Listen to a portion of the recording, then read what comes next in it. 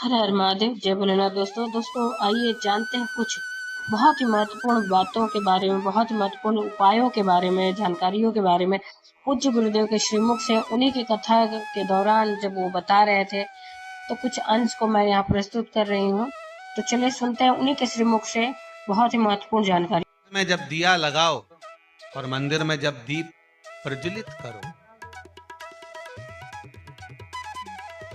उस समय पर जब मंदिर में दीप लगाएं और मंदिर में जब दिया प्रज्वलित करें, अगर गोल बाती है तो वो तो दिए के बीच में ही होगी, फूल बाती है तो वो दिए के बीच में होगी। और मान लो अगर लंबी बाती लेकर गए हो, लंबी बाती को लेकर पहुंचे हो, तो अगर दीप लगा रहे हो, कामना रखकर लगा रहे हो कि मेरी ये कामना है, तो वो दीप का बाती का मुख अपनी ओर रखना, पर कोई कामना नहीं।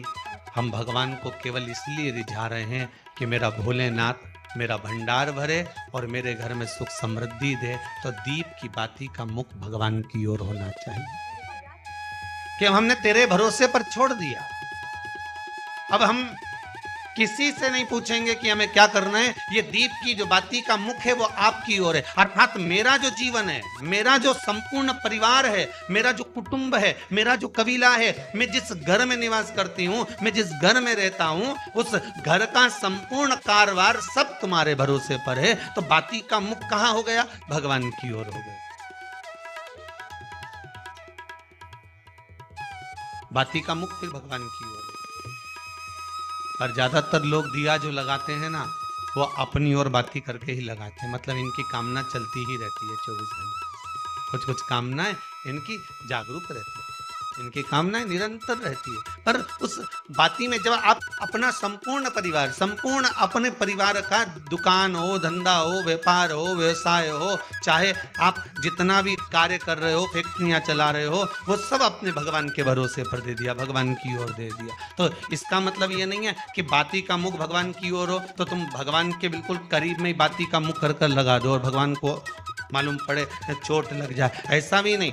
जब भी दिया लगता है, आप बहुत ध्यान देना महाराज, अगर भगवान जिस स्थान पर बैठे हुए हैं, अगर दिया हमको रखना है, भगवान जहां विराजमान है, दीप जब भी रखा जाता है भगवान के सामने, तो अपन जहां विराजमान है उससे भगवान और अपने बीच में कम से कम 2 बीता की दूरी तो होना ही चाहिए, जिससे भगवान को भी चोट ना लगे, भगवान को भी घात ना लगे।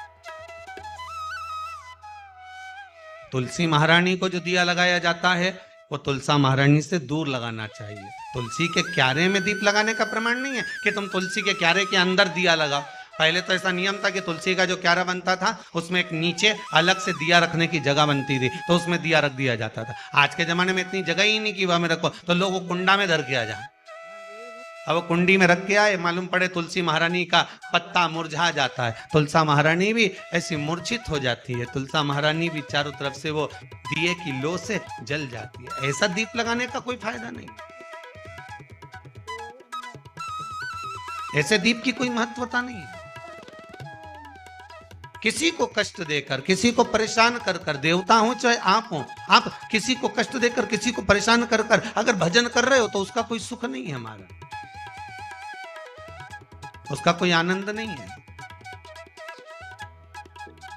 किसी को भी कष्ट देकर अगर आपने भजन भी किया, यज्ञ भी करा, दान भी करा, पुण्य भी करा, सत्कर्म भी करा, भजन भी करा, उसका कोई।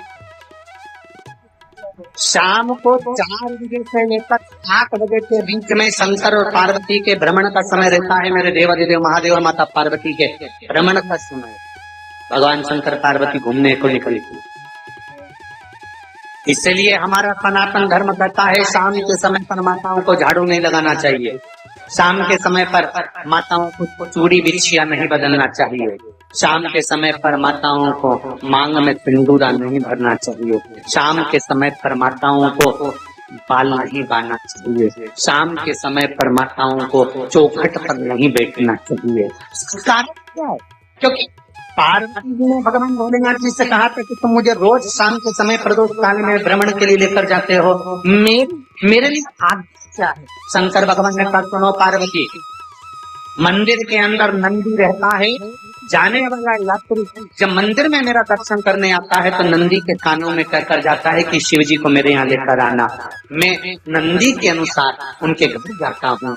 मेरा काम है उनका कल्याण करना और तेरा काम है उनके घर की नारी को अखंड सौभाग्यवती का प्रदान करना, ये तेरा।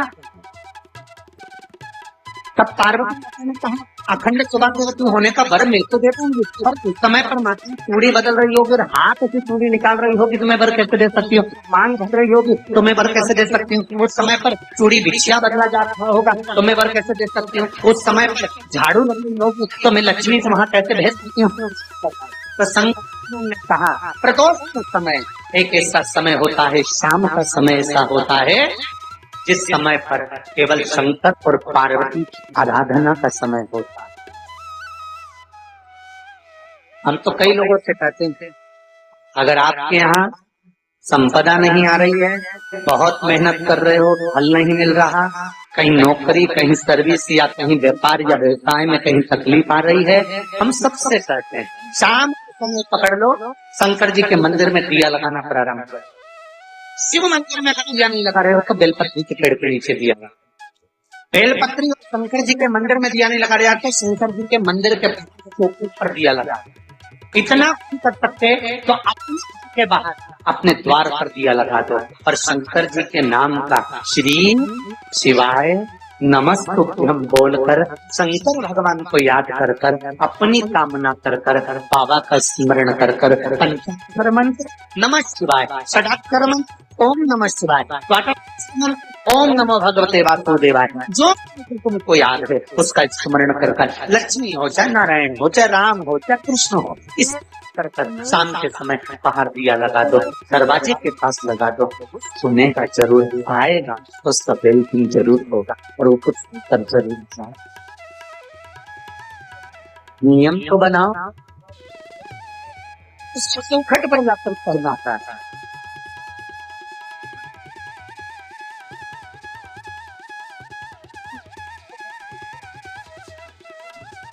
बृहस्पति महाराज कहा कि शाम का समय जो प्रदोष का समय होता है उस समय पर इंद्रदेव तुम शंकर जी की आराधना करो, शिव आराधना शंकर जी जो मार्ग करेंगे, फिर आराधना को शंकर जी कहेंगे वो तुम ठीक है। आराधना करी बाबा भोलेनाथ जी,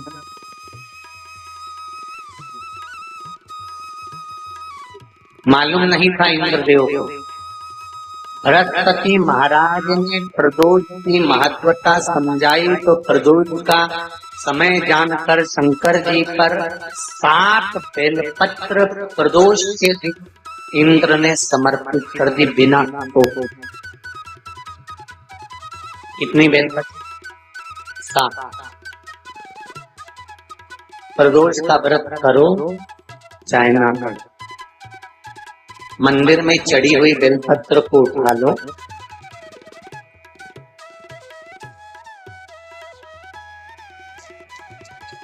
बेलपत्र का ब्रह्म कमल बना लो,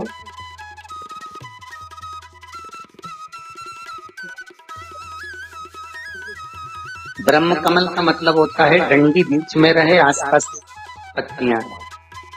7 पत्ती का ब्रह्म कमल बनाकर, जैसे ये पत्तियां हैं एक जैसी रखी हुई हैं तो इसको फैला जाए, 7 पत्ती को आपस में फैलाकर ब्रह्म कमल बने। प्रदोष का व्रत करें ना करें, जरूरी नहीं है कि वृक्ष से ही पत्ती लेकर आओगे तो शंकर जी को चढ़ाओगे।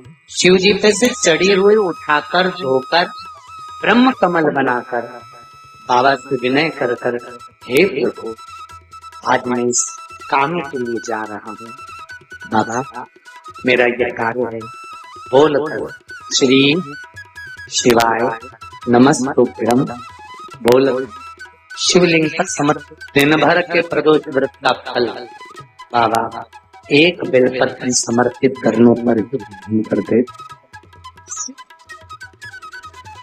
प्रदोष व्रत कर रहे हो उससे बढ़कर कोई प्रसन्नता नहीं, पर नहीं कर रहे तो प्रदोष के दिन या 12 महीने शिवरात्रि आती है। उम्मीद करते हैं जानकारी आपको अच्छी और उपयोगी लगी होगी।